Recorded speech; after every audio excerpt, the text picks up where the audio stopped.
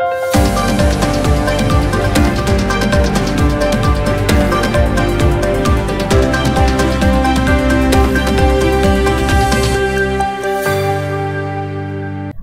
शंखनाद न्यूज चॅनलच्या बातमीपत्रात आपल्या सगळ्यांचं स्वागत आहे। सुरुवातीला पाहणार आहोत मुख्य बातम्या।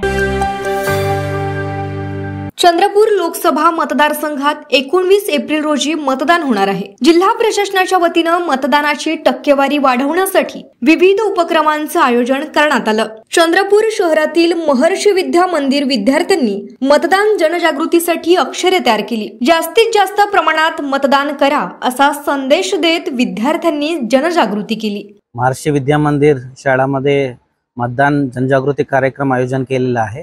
हा महत्त्वाचा गोष्ट आहे। निवडणुकीच्या वेळी सर्व मतदार आपला हक्क चलावला पाहिजे, त्याच्यासाठी वेगवेगळ्या माध्यमातून मतदार जनजागृती आयोजन करतो।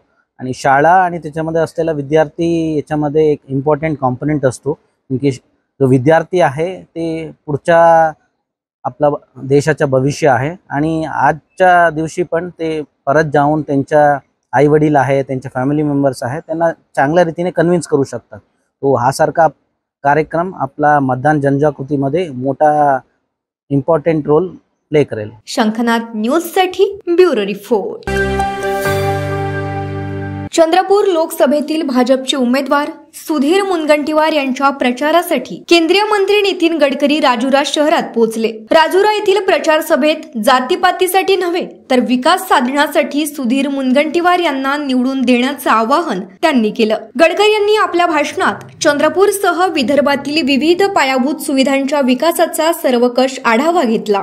आगामी काळात या भागाच्या विकासाची सुधीर मुनगंटीवार यांच्या खासदारकीच्या निमित्तानं सुवर्ण संधी लाभली असून ती साधण्याचं आवाहन त्यांनी मतदारांना केलं।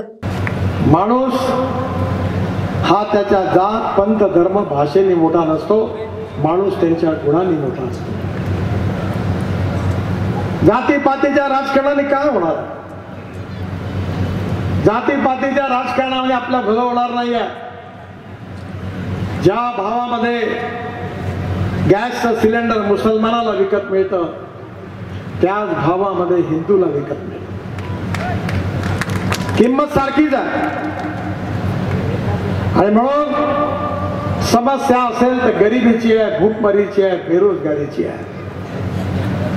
आणि या भागामधली गरिबी, भूकमरी, बेरोजगारी दूर करायची असेल, या भागामधल्या तरुण मुलाच्या हाताला काम द्यायचं असेल, या भागातल्या शेतकरी शेतमजुराचं कल्याण करायचं असेल, तर मी तुम्हाला सांगतो की तुमच्या आयुष्यात तुम्हाला मिळालेली सुवर्ण संधी आहे। सुधीर भाऊ सारख्या कर्तृत्ववान व्यक्तीला जो तुमचं भविष्य बदलवू शकतो, त्याला प्रचंड मताने निवडून लोकसभेचा खासदार बनवा।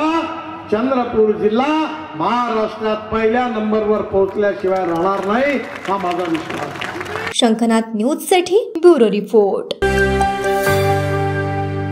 गेल्या काही महिन्यांपासून कल्याण लोकसभा मतदारसंघाच्या जागेवरून मोठी चर्चा पाहायला मिळत आहे। या मतदारसंघातून सध्या मुख्यमंत्री एकनाथ शिंदे यांचे पुत्र श्रीकांत शिंदे खासदार आहेत। मात्र यंदाच्या निवडणुकीत त्यांच्या उमेदवारीला भारतीय जनता पक्षाच्या स्थानिक पदाधिकारी व नेत्यांकडून तीव्र विरोध करण्यात आला आहे। या पार्श्वभूमीवर या ठिकाणी महायुतीकडून नेमकं काय निर्णय होणार यावर तर्कवितर्कांना उधाण आलेलं असतानाच उपमुख्यमंत्री देवेंद्र फडणवीसांनी मोठी घोषणा केली। भारतीय जनता पक्षाच्या स्थापना दिनानिमित्त नागपूरमध्ये एका कार्यक्रमात भाजपाच्या कार्यकर्त्यांशी संवाद साधल्यानंतर फडणवीस माध्यमांशी बोलत होते।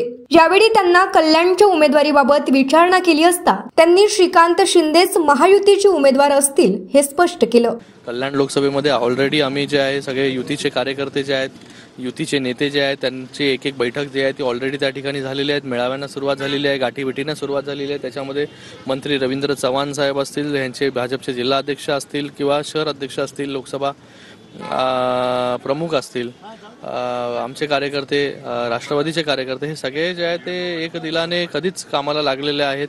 प्रचाराला सुरुवात जी आहे ती त्या ठिकाणी झालेली आहे।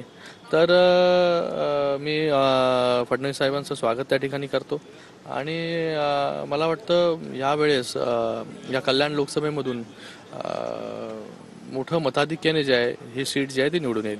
शंखनाद न्यूज साठी ब्युरो रिपोर्ट.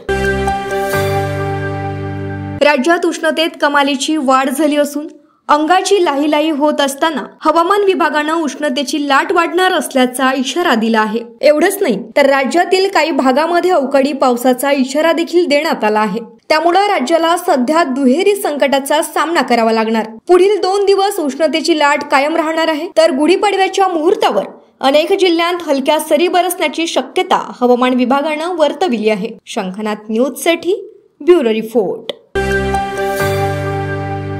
नागपूर लोकसभा मतदारसंघाचे इंडिया आघाडीचे काँग्रेसचे उमेदवार विकास ठाकरे यांची जन आशीर्वाद यात्रा मतदारसंघात सुरू असून आज त्यांची जन आशीर्वाद यात्रेला भारत माता चौकीतनं सुरुवात झाली. या यात्रेत त्यांच्यासोबत राष्ट्रीय काँग्रेसचे सरचिटणीस मुकुल वासनिक आणि महाराष्ट्र काँग्रेसचे प्रभारी रमेश चेन्नीथला उपस्थित होते. जागोजागी या यात्रेचं नागरिकांच्या वतीनं स्वागत करण्यात आलं. कॅमेरामॅन प्रवीणसह सनी भोंगाडे, शंखनाथ न्यूज, नागपूर.